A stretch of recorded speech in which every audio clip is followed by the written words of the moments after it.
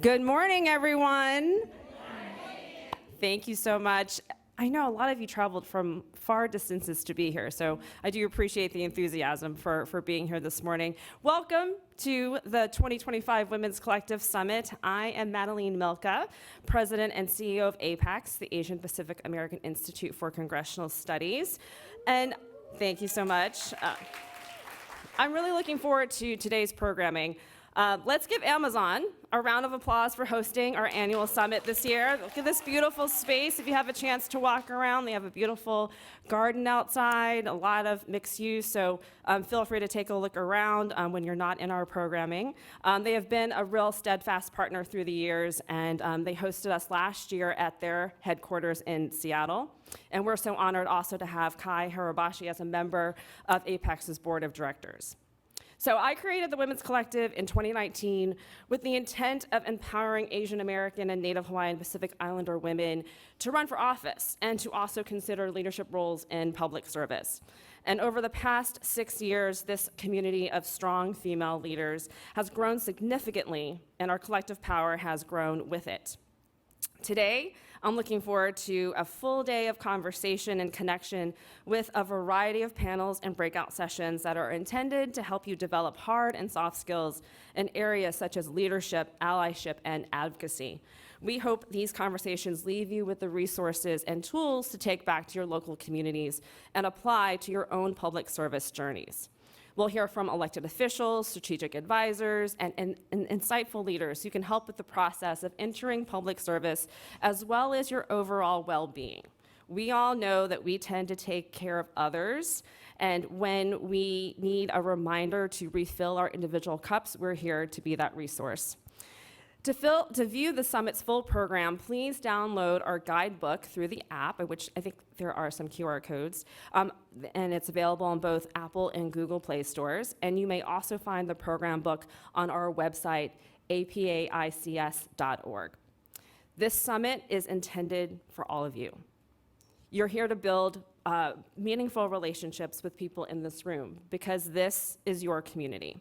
We also have a collaborative Women's Collective Spotify playlist, so we invite you to join and help us set the tone for our summit. So some empowering music for you, some uplifting music for you, so please add your favorite songs to the playlist. And our summit would not be possible without the support of our honorary co-chairs, U.S. Senator Mazie Hirono, KPAC Chair at APAICS Board Member Congresswoman Grace Meng, Congresswoman Marilyn Strickland, Congresswoman Pramila Jayapal, Congresswoman Young Kim, Congresswoman Kimberlyn King-Hines, Virginia State Senator Ghazala Hashmi, Virginia Delegate and Asian Pacific Islander Caucus Chair Irene Shin, Virginia Delegate Kathy Tran, Virginia Delegate Adele McClure, and Virginia Delegate Kelly Corvus Fowler. And we also want to thank our partners for all of their support for our summit, including Amazon, Coinbase, Transport Workers Union of America, and the League of Women Voters. And last but not least, I'd like to thank our facilitators, panelists, and swag bag sponsors, so hopefully you'll enjoy all the items that we've been able to accumulate for you, for their time in supporting APAICS's mission, as well as the amazing APAICS team, who I think deserves an applause for putting this day together. And with that, please give a warm welcome to Sirat Attapit, APAICS's Vice President of Programs and Community Engagement. Thank you, Madalene. Good morning, everyone. As Madalene said, I'm Sirat Attapit, Vice President of Programs and Community Engagement at APAICS, and I'm so thrilled to be here with all of you today as your host in this room full of amazing female leaders. This is truly a full circle moment for me, as I was sitting exactly in your place back in 2022 at the Women's Collective Summit in Las Vegas. When Madalene had the vision to create the Women's Collective in 2019, the goal, as she said, was to create a space for AA and NHPI women to connect and empower one another in leadership roles and in public service. Less than 1% of federal and state elected officials are made up of AA and NHPI women. Seeing this gap, it became clear to her that there was a need to create a dedicated pipeline for politically active women to run for office. Over the years, our numbers have grown exponentially through our quarterly Women's Collective Office Hours, and annual Women's Collective Summit. Our community is stronger, and today there are more AA and HPI women with the skills and the desire to be leaders. And thanks to our partnership with Comcast NBC Universal, we have developed a PSA that you're all welcome to help share widely to further our mission. Asian American, Native Hawaiian, and Pacific Islander women make up nearly 4% of the total U.S. population. And yet, we hold less than 1% of elected offices. More equal representation means we enrich and strengthen our communities, amplify our diverse and unique voices, and lead America's next chapter. Join the movement for a more representative democracy. Visit www.apaics.org/women's-collective. I simply just can't get over that statistic that less than 1% of elected officials are A and HPI women. However, I'm encouraged by looking out at all of you today and knowing that together we're going to be able to increase our representation of AA and HPI women in elected office. And now I'd like to welcome one of those fearless AA and HPI elected women who graciously also serves as our Summit Honorary Co-Chair this year, representing Virginia's House of Delegates, District 18, Delegate Kathy Tran. Good morning. So I'm Kathy Tran, and today I'm with my youngest. This is Warren. We were going to go to preschool this morning, but we ran out of time. So here we are together with you. I am so grateful to Madalene for her leadership, truly. Can we just give her a round of applause for pulling us together? This is such an important and powerful space to be in.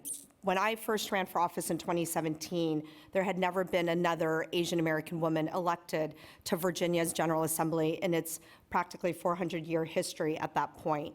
And so if you can imagine our states, our federal government operating without people like us and our life experiences and our professional expertise there at the table to help inform policymaking and conversations to make sure that our communities are represented and that our communities benefit and our states and nation's growth, right? And so I was so excited when the Asian American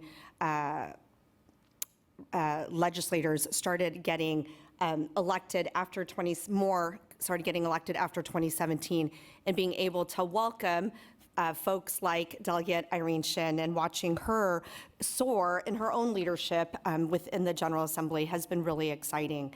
And so to be together, to be strategizing and empowering each other and uplifting each other is one of the most rewarding and beneficial things that we could do for each other. Because let me tell you, after you get elected, people still don't ask you to run for higher office. They still don't ask you to step into those leadership roles, and we need to be the ones that are uplifting each other. So this space is incredibly important, and I'm so glad that y'all are here today. Thank you so much.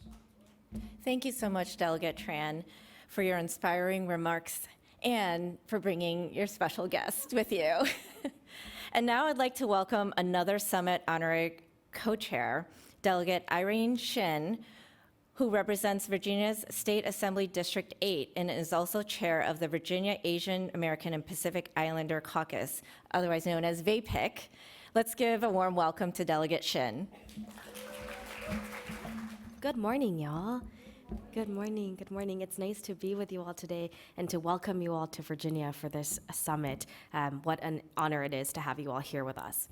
I'm Irene Shin, and I represent the 8th District in the House of Delegates, and I also chair the Virginia Asian American Pacific Islander Caucus, which is 9 members strong now, which is very exciting, and it includes Delegate Kathy Tran. In 2021, when I was first elected, I became the first Korean American woman elected to the Virginia General Assembly, and I thought at the time, it's 2021, haven't all of the firsts checkboxes been checked by now? But it hadn't. And we're actually still making progress even today. Delegate Tran talked a little bit about it, but I wanted to also talk about the historic nature of her race and her presence in the Democratic Caucus. In 2017, she and Delegate Converse Fowler became the first AAPI women to be elected to the Virginia General Assembly. It was in 1619 that the Virginia General Assembly was established. Imagine it was a room full of 22 white, male landowners who were given land by the crown that was stolen. And that's the origin of the institutions and the bodies in which we serve today. And I think it's really important for us to remember that, because there is a clear through line of the changes that are possible when we build democratic bodies that are more reflective of the communities that they're supposed to represent, but also as a reminder of the systemic barriers and institutional barriers that sometimes still stand in the way of progress, in the way of building a reflective and multiracial democracy. So 1619, you have 22 male legislators. It would be 358 years before we saw our first AAPI person, now Congressman Bobby Scott, elected to General Assembly. And then it would be 2017 until the first AAPI women were elected. And this year, Virginia is in a really unique position to make history, or herstory, again. We have lieutenant governor candidate like Senator Ghazala Hashmi, who would be the first AAPI person to hold a statewide position. We have May Navar, who's running in the Richmond region, also poised to potentially become the first Chinese American member of the General Assembly. And we have an opportunity as the AAPI caucus to grow our ranks, and that is incredibly exciting. I'm super excited to be in this room because for folks who are in leadership positions right now, I think especially as women, especially as AAPI women, does it resonate with you all that people underestimate you? Yeah. Does it resonate with you all that people are like, oh, like, who is this person? They don't recognize your power or your positionality. Does that resonate with y'all? My very first day in office, it was day one of the 2022 General Assembly session. I was in the elevator like with my backpack, and I was like so excited to be there. And I'm in the elevator, and someone looks at me and goes, so who do you work for? And I was like, oh, well, I guess I work for the people of the 86th district. And he looked at me and he was like, what? And I was like, what? Like, I don't know. And so we had this really interesting interaction, right? And I think about that a lot because it still happens to this day, right? I've been in office now 4 years, and people still look at me and wonder, like, who do you work for? And like they can't wrap their heads around the idea that someone who looks like me, who is as tiny or 5 feet tall as me, right, could be someone who holds office and is in a position to make change and push for representation from our communities. And I think that just by being in the spaces that you all are in, by holding the seats that you all are in, and by showing up and saying, I also belong in these positions of power, I also have every right to represent my community the way that anybody else has. I think that in and of itself is a way to change the narrative about what kind of potential is in our community. And so I commend you all so much for being here today and being a part of this summit. Big thanks to Madalene and the APAICS team for hosting such meaningful gatherings for us to come together and build community together. And I hope the rest of our summit and time together today is a fruitful and productive and rejuvenating space for us. So thank you all so much for being here, and thank you. Thank you, Delegate Shin. We'll now begin the opening plenary session of our summit, Navigating the Future with Bold Leadership. Please join me in welcoming Mayor of Falls Church, Virginia, Mayor Letty Hardy. President and CEO of the Guam Visitors Bureau, Regine Bisco Lee. Virginia Delegate and Virginia AAPI Caucus Chair, Delegate Irene Shin. Maryland Delegate Criselda Valderrama. And our moderator, APAICS board member, Manufo Liainga Anoa'i.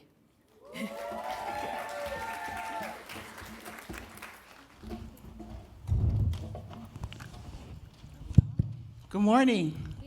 Good morning. Come on now. I don't think people are caffeinated yet, but it's okay. With that warm welcome from someone representing this state, good morning. Good morning.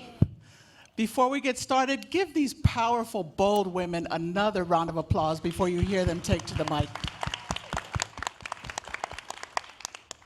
Good morning, and as shared, my name is Manufo Liainga Anua'i, by way of Samoa, now in the San Francisco Bay Area.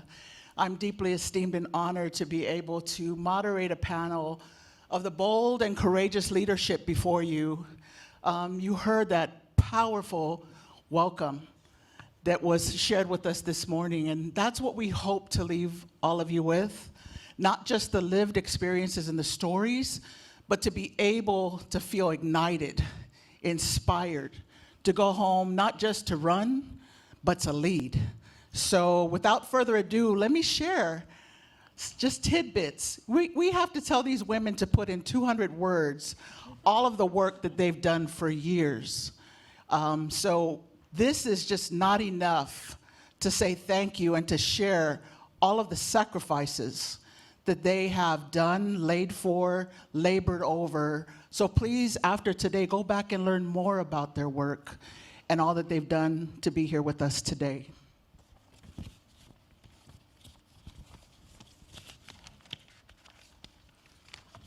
I have to my left, as you heard, we have, by way of Falls Church, we have Honorable Letty Hardy, who currently serves as the mayor there, and I will give you tidbits of her incredible story.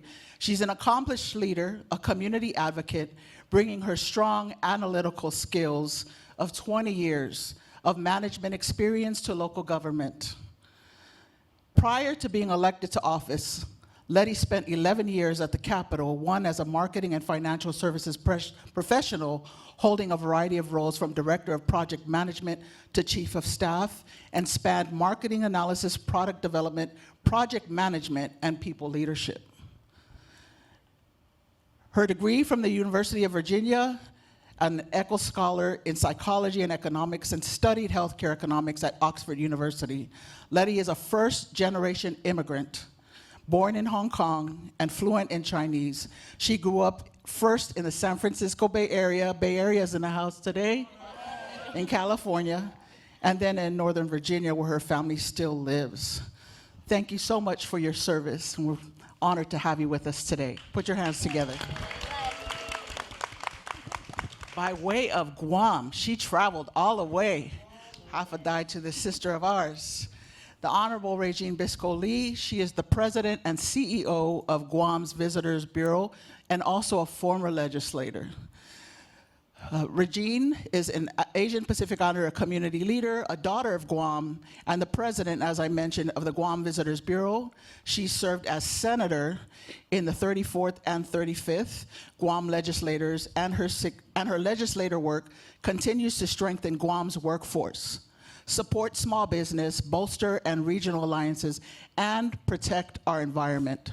Regine has been recognized for her work on behalf of our veterans, working families, and a sustainable future. She is also on the Commission of Civil Rights as Guam Advisory Board member for the inaugural advisory committee, and on APAICS as the vice president. She also serves as the vice president of Amphibious Aquatics, secretary of the Guam Women's Chamber of Commerce, and on the board of Fatmalawan's Rights. Put your hands together for our legislator and CEO from Guam. Let me skip this page. This is mine. Excuse me. We'll go back to you. We have with us, you heard from her this morning, the Honorable Irene Shin, by way of Virginia House of Delegates in the 8th District. Delegate Shin represents Virginia's 8th District in the House of Delegates. She has been involved in public service since 2014 and currently serves as the Chief Program Officer of a nonprofit focused on empowering elected women at every stage of their journey, co-creating solutions to transition institutions. A daughter of Korean immigrants, Irene has a personal understanding of the challenges families face, especially in navigating healthcare. This is at the core of what motivates her to advocate for affordable healthcare, paid family leave, and education. Before her legislative career, she worked with Supervisor John Faust, Vice President Kamala Harris, and various nonprofits supporting underrepresented groups running for office. Another round of applause for our delegate. Last but not least, we have with us the Honorable Griselda Valderrama, our Deputy Majority Leader of Maryland's House of Delegates. First elected to Maryland House of Delegates in 2006, Chris currently serves on the Economic Matters Committee, where she chairs the Alcohol Beverages Subcommittee, and as of recent, served as the House Chair of the Joint Workers' Compensation Benefit and Insurance Oversight Committee. She also chairs her county's House Delegation by County Subcommittee, which covers the following entities and issues areas: the Maryland National Capital Park and Planning Commission, the Washington Metropolitan Area Transit Authority, the Washington Suburban Sanitary Commission, and zoning issues. She serves as the Deputy Majority Leader under the leadership of the House Speaker, Adrian Jones. Did you hear that? Did you guys hear what I just said? She serves as the Deputy Majority Leader. Come on, folks. Currently, Chris serves as chair of the National Asian Pacific American Caucus of State Legislators, and is comprised of 230 state legislators from 38 states across the country, and is a collective effort to bring Asian American and Pacific Islander perspectives on policies that affect their communities. Among Chris's proudest legislative accomplishments was serving as lead sponsor and having all become law: the Time to Care Act, which is the paid family medical leave, the Equal Pay for Equal Work Act, and the Disclosing Sexual Harassment in Workplace Act. Put your hands together for our delegate from Maryland.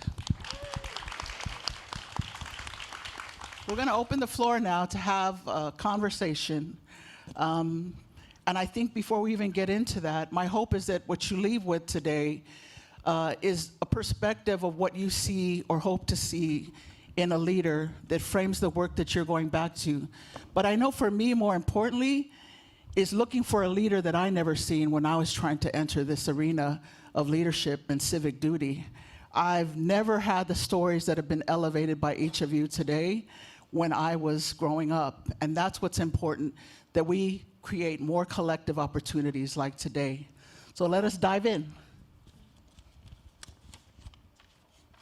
As we speak to running for office, we're going to start to the left, or whoever would like to jump in and answer this question. So running for office, what barriers do you perceive exist for women running for elected office, such as the impact of part-time salaries for elected officials?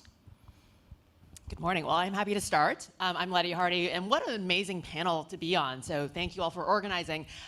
So barriers for running for public office. I guess, first of all, one thing I would say is that a lot of the barrier comes internally. One story I always tell is, what Asian mother ever says, yes, go run for office, right? It's work hard, go be a doctor, be a lawyer, keep your head down, don't draw attention to yourself. So naturally, I think being in public office is just not part of the internal kind of cultural identity I grew up with. As a first-generation immigrant, we came to this country to find a better life. And I think that was always work hard, be successful, but don't draw attention. And so I would say that the first challenge is really overcoming that internal kind of insecurity about what my identity is and whether I should put myself out there. As for pay, I think that's a big part of it. In local government, so where I'm mayor in Falls Church, which is about 8 miles from here, west of here, I get paid $10,000 a year. This is meant to be a part-time gig. And I think you'll hear that also in the Virginia House of Delegates, where our institutions were built in a way to welcome the people who have privilege, have the flexibility to be in local office. And so making that leap of faith to serve in public office requires a sacrifice, and it comes from a place of privilege. And so I think it's also recognizing, I think as Irene said, the structural imbalances in how government is organized, and that's often a big financial barrier for people who want to serve. Thank you. Would anyone else like to? Yeah, I'd just like to echo what the mayor was saying about internal challenges. I grew up as doing a lot of work as a staffer for many elected officials, and I knew probably from day one that I could do this job, that I would be a a solid elected official, that I could do it. But it really took a lot of time for me to make that connection in my mind, but also to have that conversation with my family. No one in my family had ever run for elected office. They were registered and they voted, but that was kind of the extent of their experience, right, with the political process. And so I think what was the inhibiting factor was a lot of fear.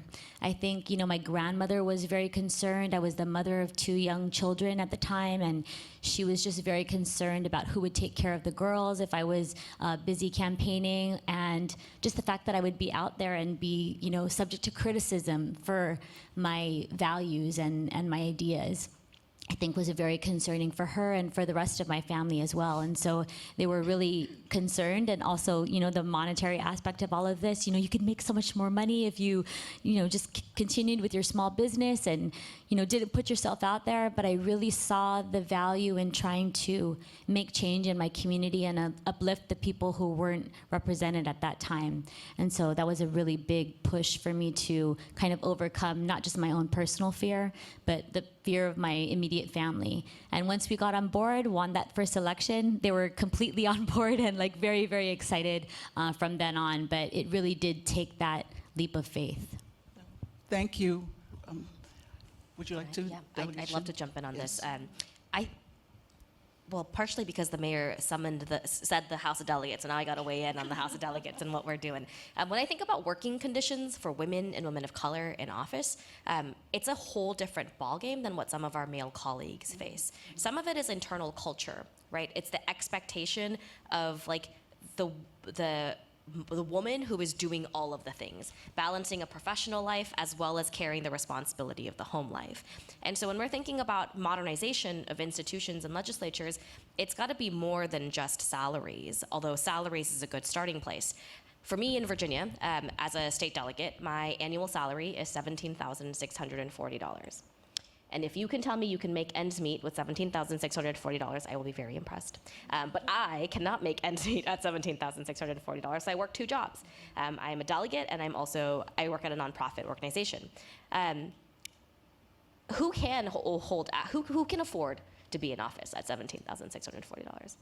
It's folks who have access to capital, who are generationally or independently wealthy, who have the flexibility of a job that's going to allow you to take 45 days off or 60 days off a year. Do y'all work jobs that would let you take 60 days off a year to go to session? No, it's not built for working people or for working families or folks who don't have access to capital. But I also think about some other things that we've dealt with, childcare being one of them. How do you handle the accessibility of having a kid and also having to be in office?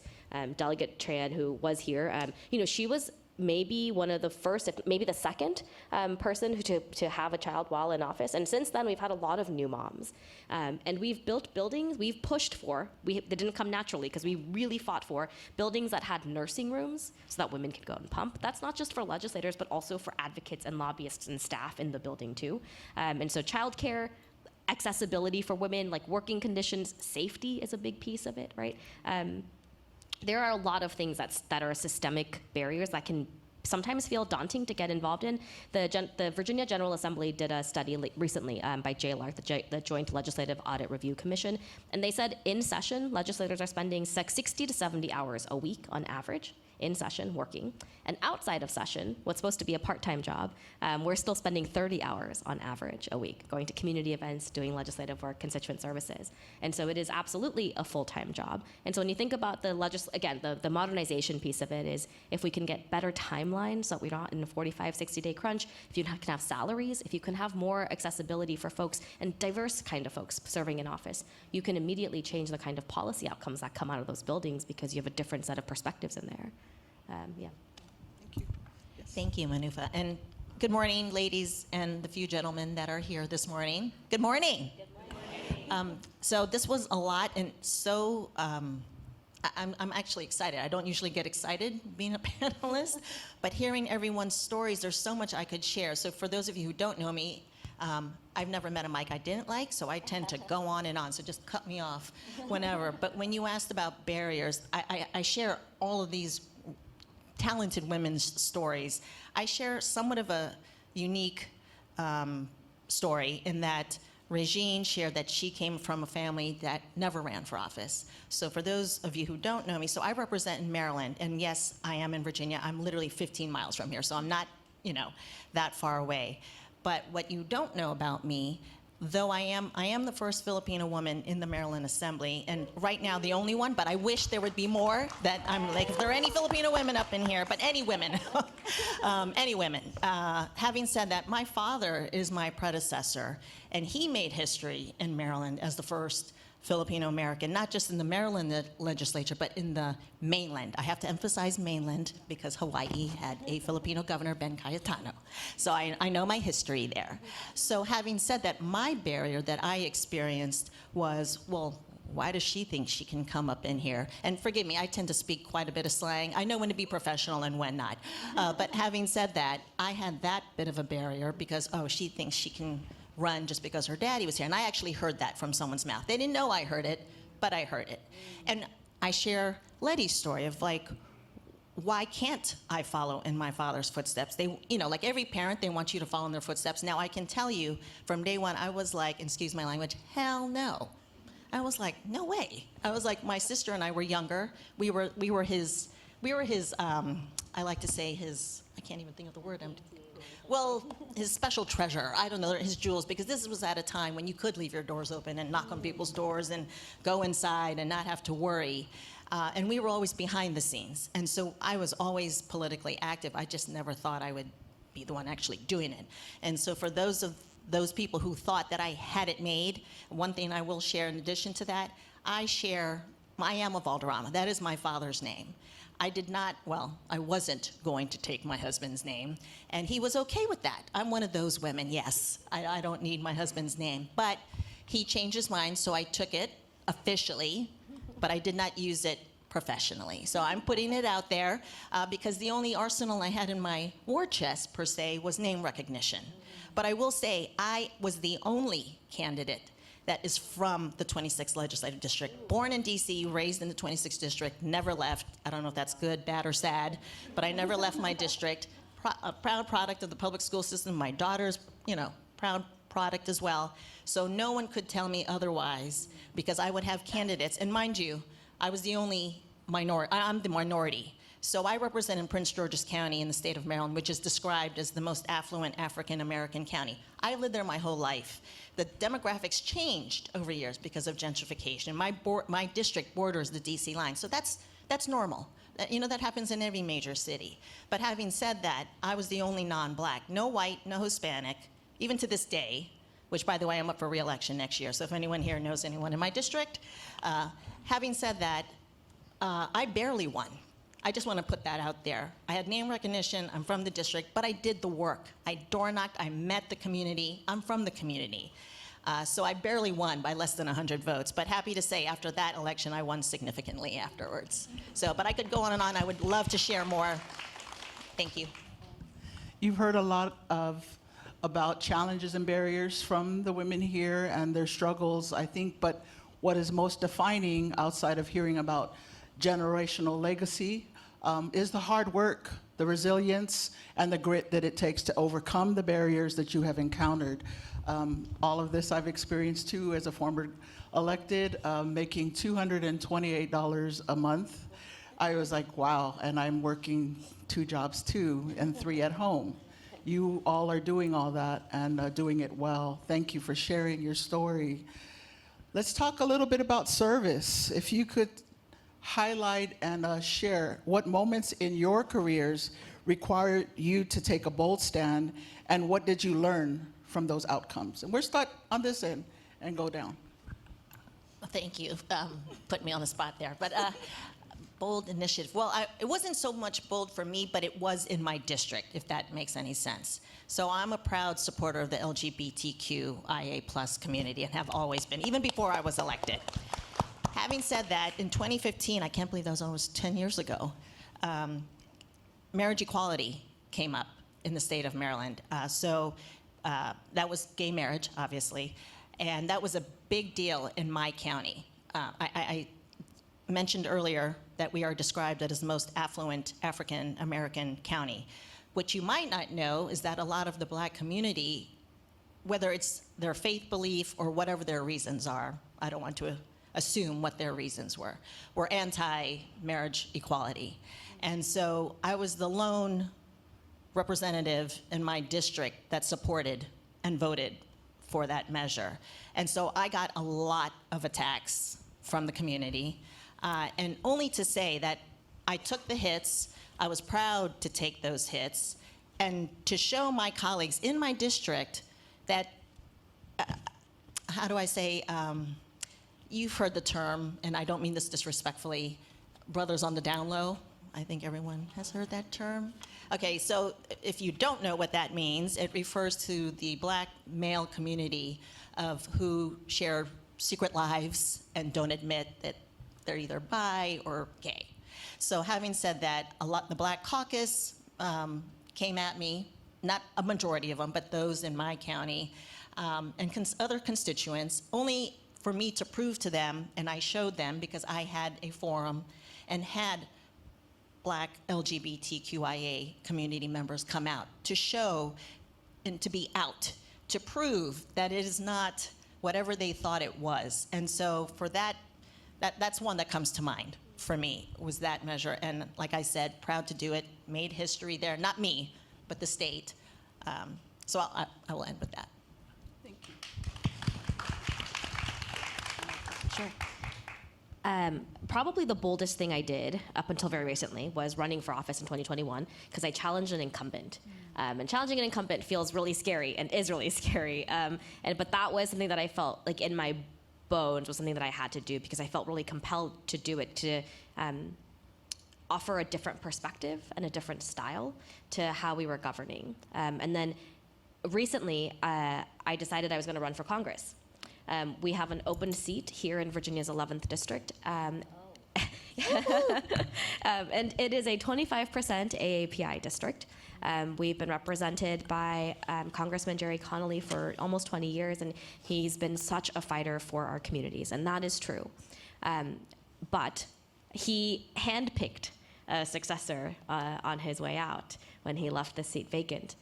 And that was a thing that shook me and like sort of made me feel so uncomfortable. You know, I in this moment when there are tanks, like literal tanks rolling in the streets in LA, and the immigrant community continuing to be under attacked, dehumanized, otherized, and made the scapegoat for what's wrong in this country, it feels like the kind of moment in which like it's worth it to be uncomfortable and draw light to the fact that we don't have to keep doing the same old tired thing over and over again, that maybe if we decided to stop defending broken institutions and accepting the crumbs that sometimes some people are willing to give us, but instead we're offering a different type of vision that builds a more welcoming, inclusive community where like everybody can feel like they belong. Maybe there's an opportunity there to share that story and change a little bit of the narrative of what we're going through.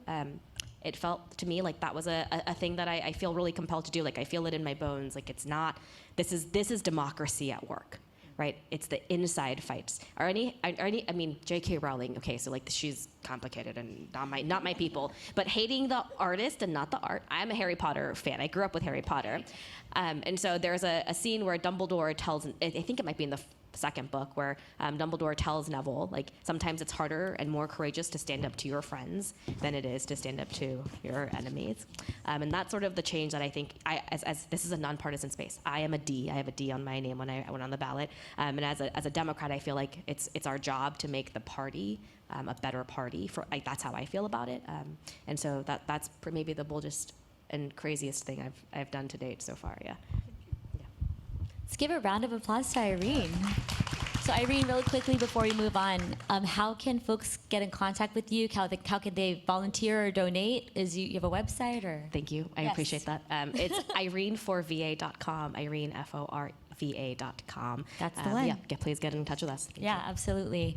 I think in terms of the question, right, bold leadership, it was my first term in office, and I was the youngest serving member of the Guam legislature at the time, and serving under a governor who was of a different party, and he wanted to propose a tax increase, and I was very against it for a number of different reasons at the time. But we were facing the Tax Cuts and Jobs Act, and so his response was to try to increase taxes, and at a time where many folks in our communities were really struggling to make ends meet already. And so I opposed this tax hike, and he put it up for a vote. It did not pass. And he was very, very upset about it and kept insisting that the numbers were there, even though they weren't. So he actually ended up taking both myself, as I was serving as legislative secretary at that term, and our speaker to court. And he, it was very strange. So he took us to court, and just this long, drawn-out thing. But they were interviewing me after he filed. And they were asking me, Senator Lee, what do you have to say for this? And the first thing that came to mind was just, I'm a mother, and I know a temper tantrum when I see one. And so that actually wound up on the front page of the paper, and he was livid. He was so upset. So lost in the paper that day, lost in court, because the bill didn't pass.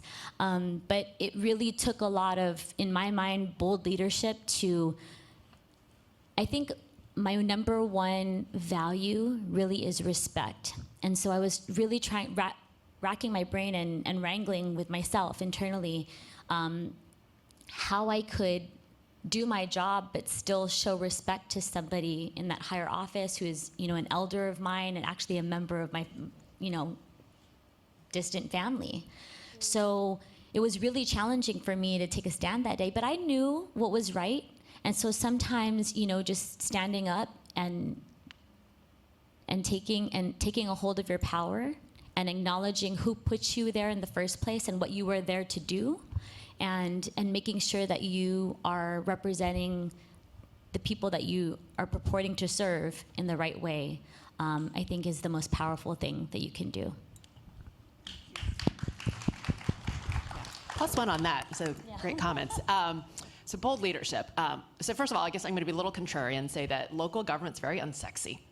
Like, we deal with potholes, and Falls Church is about 80% blue, but I often say there's no such thing as red or blue potholes.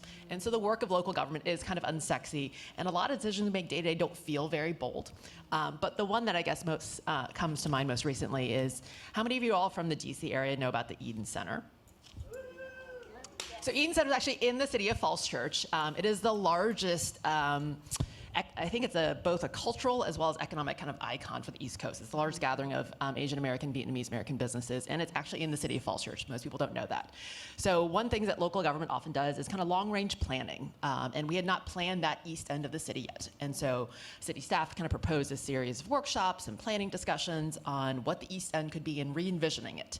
And I think, unfortunately, the media had kind of characterized it as a redevelopment. And so people were very concerned about bulldozers coming to the Eden Center. And having grown up partly in Northern Virginia, the Eden Center is iconic, and we're like, we're not going to bulldoze it. But one thing that was really important that we did is we paused the work. We said, we are not listening to the community because people clearly are worried and afraid. Instead of expecting people to come to City Hall to give public comment and engage with us, how about we go to the people? And so that added about 6 months of time to that planning process. But by showing up actually at the Eden Center, doing pop-up events, listening, having translators there to break the language barriers was really important. It did slow the process down, but I think a good lesson learned for us, which required that bold decision to slow things down and actually go and listen to the people. Often in government, we expect people to come to us, and we think public comment equals public engagement. And at the end of the day, I think a good lesson for all of us is really go make sure, pay attention to one, who's at the table, who's not at the table, and what can we do up here as electeds or public officials or you all to make sure that we are more inclusive around that. No, thank you. Just a lot of great responses about inclusive leadership, not deterring from, your stance, and really just being able to represent and showing up differently is what I'm hearing from each of you. I've been in that space as well. Being tasked with different things as a staffer for the first African-American mayor in San Francisco. People didn't realize I was a legislative aide and asked me to get coffee, pens, and agenda. But when I took to the mic and started running the meeting, they're like, who is she? So I share that because I'm sure when you show up in those spaces, that's exactly the reaction you're getting, like, who do you think you are? And then what you've done is you said, let me show you. And that's how you guys have shown up. I think we have time for 2 more questions because we know that some of you on the floor may be burning to ask questions, so we really want to be mindful. I want to touch on mentorship. If you could share what experiences or mentors have significantly shaped your leadership style early in your career.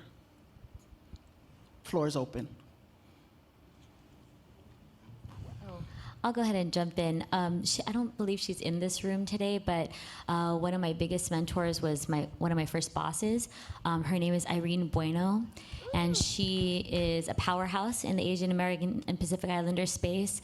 She took me under her wing. I was her executive assistant for a little while, and I worked in the firm, which was incredible. And we got to do a lot of national work on, presidential campaigns and even local and regional campaigns. But she taught me a lot about showing up and being who you are and using your values as a guide. And really trying to, I think one of the biggest things that I learned from her was really the power of collaboration and making sure that you're bringing folks along.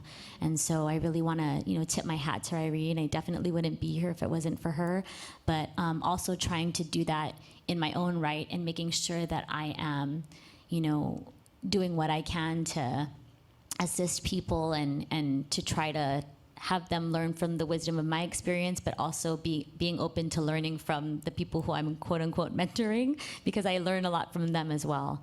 So shout out to Irene. Would anyone else like? Sure. You were asking about who's my mentor. Well, I mentioned him already. That would be my predecessor, my father. But in addition to him, my late speaker. The late House Speaker, Mike Bush. So when I was first elected in 2006, my first session was 2007, and the one thing he taught me, and I have held true, near and dear to my heart, not just in the legislature, but in life, but I already knew this, but to hear him say it, especially from a politician, as we like to, well, I like to go by legislator, but having said that, he said, your word is your bond. And so I have held that to my heart every single 90-day session every year for what, almost 20 years I've been serving, which I can't believe.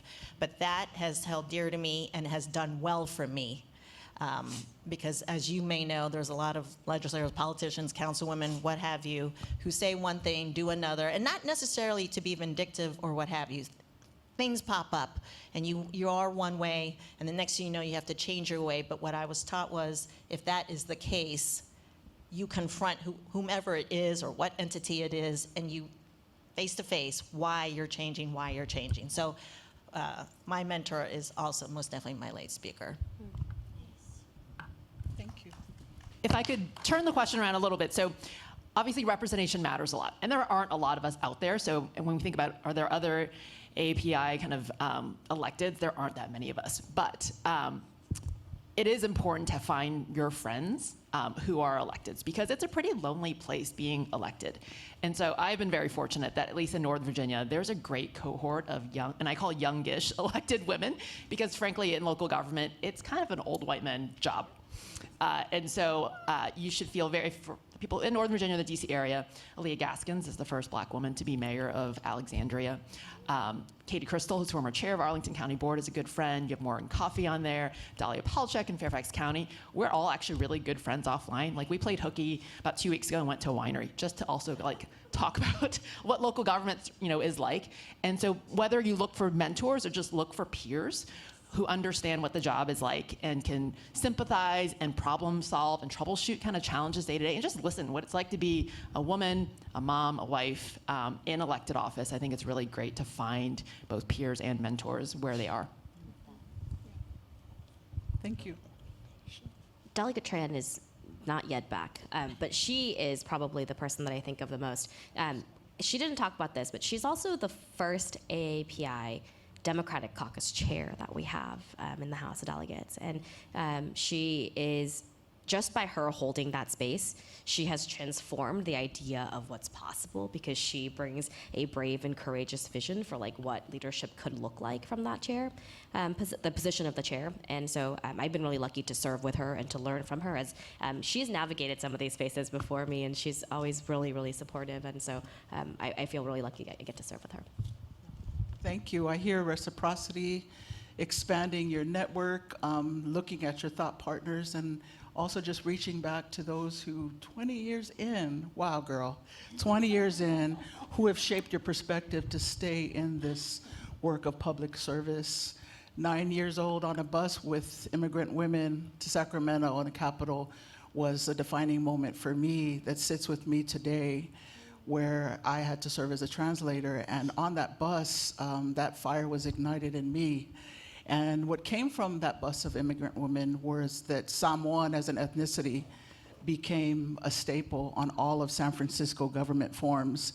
And then that story was moved to Washington when Carter was president. I share that because we all have those defining moments that have led us to do this work and have grounded us, you know. And so I thank you for sharing those defining moments that have led you to today. This may be one of our last questions. We'll see. We're going with the flow here. But what advice would you give to women navigating leadership in male-dominated or non-inclusive environments? Okay, I'll go first. Given that I serve in Maryland, and when I first got elected there, it was definitely male-dominated. It still is.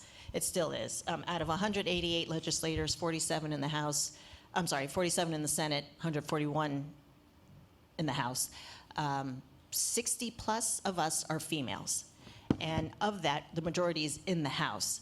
So as I have mentored young women, we're all young, but you know, the new women who come into either the House or Senate, but obviously mostly in the House, my way of mentoring those women when it deals with barriers or for leadership is don't look at sex. Like, just who cares? I mean, we're here, we got elected, you got elected, your boss are your constituents.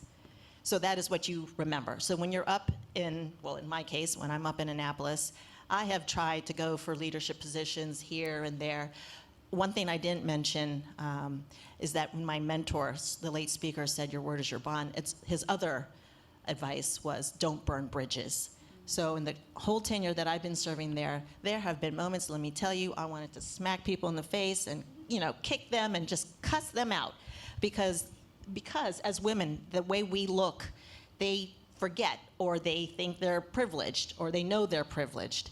And so I always remind women, whether it's leadership, especially leadership, but whatever it is, you're trying to get your bill moved forward or what have you, don't let our sex be the determining factor. It's what you put in. It's what you have contributed. It is what you are executing in your position, in your job, that should matter. But I can tell you, and I'm sure my colleagues here can attest, it's elementary school on any level, local, state, federal. It's who you know, it's the relationships. I do confirm that relationships are important. They're very important. But it's also the intellect and the advocacy that you put in that is more so the more important, obviously. But with that, I just remind women,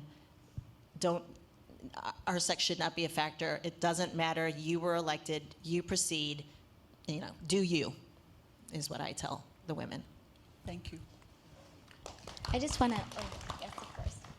I just want to add to what Chris was mentioning. I think that I definitely see our background and our experiences and our kind of shared history as a superpower.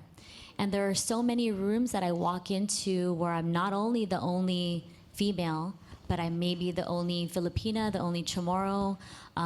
You know, I did a lot of work in a previous life. You know, we all wear many hats, but I did a lot of work in a previous life as a consultant to the United States Marine Corps. And I'm not sure if you're familiar with what's going on in Guam right now, but there are billions of dollars being pumped into our economy for a military buildup and relocating the Marines from Okinawa to Guam. And so it's a huge upheaval in our community. It's a very small, tiny island, and so it's causing a big ruckus. But there were many times where I was the only female, the only Chamorro person who is actually tied to that land in these rooms with Marine Corps generals and, you know, many other men in uniform. And I had to stand up and be very adamant about certain things that will just not fly in our community. And so having the courage to kind of speak that truth to power, but also recognizing that I was the only person in that room who brought that experience to the table, and they really needed to hear it. And so just kind of remembering who you are is a big part of that, and kind of using who you are as a woman, as an auntie, as a sister, as a mother, as your superpower. You can't go wrong. I'll jump in. So I would say that, so I just came back from a conference for 3 days in Providence, Rhode Island. I lost track of the number of times when people literally said to me, "You're the mayor?" And I don't know what they were expecting, but I guess not me. Certainly not an Asian American, youngish woman mayor.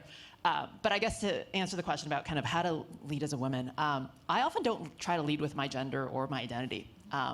When I was elected in city council, there were 2 women. We're actually 6 women. 6 out of 7 of us are actually women now. And so hopefully that just shows that, like, we put in the work, but I think the conversations are different when there are women at the table. And so I try to remind myself that, like, we put in the work. The conversations are more empathetic. We are not about who can speak the loudest. And so I would say as women, just show up as yourselves. Remember that you bring a whole bunch of authenticity and power and your brains to the conversation, and your experience as a woman, mom, whatever it may be, is important, and that stands on its own. The second advice I would give is that as a woman, and to be authentic, whether it's a woman or an Asian, remember how your story impacts your values and your priorities. And make sure that's part of how you lead. So for me, being in local government and actually just being a first-generation immigrant, I always say that housing and education are the great equalizers. They're part of my personal story, and so those are always priorities that I've tried to lead with in local government. Do I lead and say, I'm an Asian American first-generation immigrant? No. I say, hey, housing and education are important because it's because of stories like mine. It helps lift people up. And so I try to lead from a place of values and my priorities, and not necessarily my gender or my race. Real quickly, I would say that as women, as API women, sometimes we face different perceptions. A lot of my colleagues in the House delegates, like women especially, get death threats and like threats of violence. This is true. It's just like politics. I don't know. It's terrible. Like, we shouldn't accept it. But there's a certain type of language that I get when people threaten me with stuff. It's not just the death threat. There's like an objectification and a sexualization of women's bodies that is inherent in the things that we do. And so the way that I think about navigating those things is knowing, I actually think it's really important to know your identities, right? Your gender, your race, your ethnicity, your background, because oftentimes in male-dominated spaces, like, men's brains are exploding on, like, am I supposed to loathe you or lust you? Like, I can't decide. That is actually what's happening in their brains. And so, like, being really clear about your boundaries and making sure that you set boundaries that you're going to respect and expect the same in return, like, that they're going to respect. It's super important, I think, to set those boundaries early on. And I think that is one way in which you have to, like, protect yourself in navigating these spaces. Thank you. We're hearing the importance of understanding relational ties, but also being authentic and transparent, and really doing yourself justice in spaces that you occupy and standing on your values. And I totally agree. I couldn't agree more that for me too, my superpower is the uniqueness that I bring to the table as women, as fierce leaders, and our lived experiences have many times and will continue to shape our perspectives and those that we impact when we're able to engage with them. I think we got a little bit time to put the mic out to the floor. I'm seeing the clock now. We've got some added time here, and we'd love to hear from the audience. But before we turn the mic over, can we just put your hands together one more time for this incredible panel, incredible panel. So if we have some burning questions from the audience, please raise your hand. We got someone up here. Thank you. Please state your name, who you represent, and your question. We want to know who we're talking to. Sylvia Cabas, Washington, D.C., formerly of the Peace Corps. First of all, everyone is wearing fantastic shoes. So, secondly, I just wanted to thank the panelists for their remarks, and also as representatives of local and state governments, my great appreciation for how quickly and how deeply your state and local government entities have responded to the cataclysmic economic situation that we have now. It is incredible to see, and I speak on behalf of my friends who are also colleagues and former federal employees and contractors and other folks who've been affected. The depth and the speed of the response has just been incredible. We know that bureaucracies take time. It's their nature to work slowly and diligently, but in the past 6 months, to see the mobilization has just been incredible. So I just wanted to express my appreciation for all of that, especially since we have a national audience here with us today. Thank you. Thank you. Thank you. Are we wrapping up, or do I have one more? I think we're... Okay, can we get one more? We'll squeeze you in. I'm going against the tide right here. Last one. Sure. We heard a lot about the different barriers that you've had to overcome as women, and I'm wondering what opportunities does the current age present to us?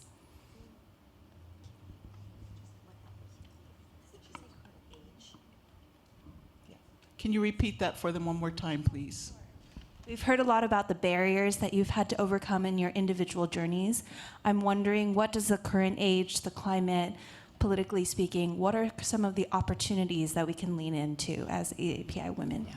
So if I can jump in, so obviously the previous commenter about the state of the federal government.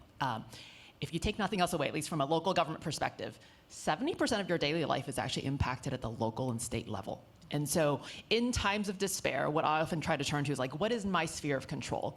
And that's the local government. So how much your teachers get paid, the roads you took to get here, this building, land use, what businesses are allowed to open.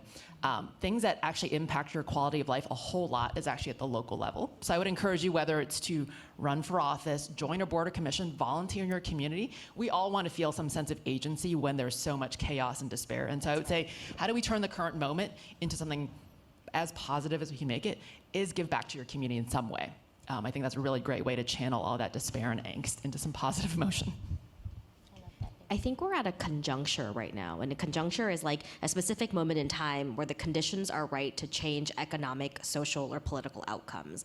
And I think we're living through that in this moment, and I can't help but think that the ANHPI and like immigrant communities are particularly well poised to remind our country and our communities about what the promise of America used to be. I think we have that proximity that tells us, uniquely equips us to tell that story. And so so the current climate and the current age that we're in, I think that this is a moment in which we can push and like really force the conversation around what are we building for and what kind of democracy are we going to demand moving forward. And I just can't think of a better like a voice or perspective than like women, ANHPI women, and folks from communities of color and immigrant communities that have otherwise always been marginalized, right? I think this is a time for us to like step up and like enter the arena. Thank you. We know you have more questions. Please catch them in passing, make time. But I am deeply honored to have been part of this enriching conversation. I hope that you found the same. It is our hope that you continue to do well. You heard 2 of our panelists are running for office. Let's get behind them. Let us show up as a village to ensure that they continue to do the incredible work of excellence that they are doing on behalf of us and so many. Thank you. We wish you continued success and all the best. And enjoy your day. Be engaged. Meet somebody. Let's grow our village. Thank you again.